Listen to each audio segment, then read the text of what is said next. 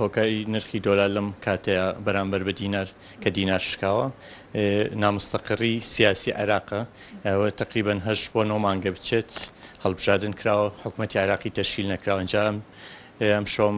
مبادرەی سەدریش کە دەست لە کارکێشانەوەی پەرلەمانتارەکانی بوو ئەوە نامستەقڕێکی کەی خستووەتە سەر ئەوانی کە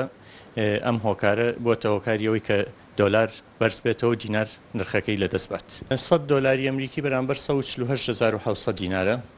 تمەنیش 3,150,000 تمەن بەرامبەر 100 دۆلاری ئەمریکیە بە تمەن دوو سیاری هەیە مە سیاری نەقدی کە لێرە هەیە و سیاری حواڵەکەی 3,300,000 تمەنە بەعام بۆ بازار فەرقەکات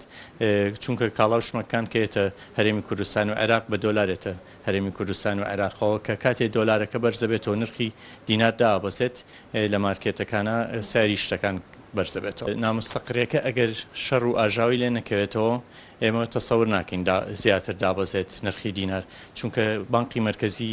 خۆشبەختانە ینی ئەوە هەش بانگە هەڵبژاردننی عێراق کراوە حکوومەت تەشکیل نەکراوە حکوومەتی کاربڕێکەر هەیە نەیهێشتوە دینار یعنی لە سیارەکەی خۆی زۆر داشکێت.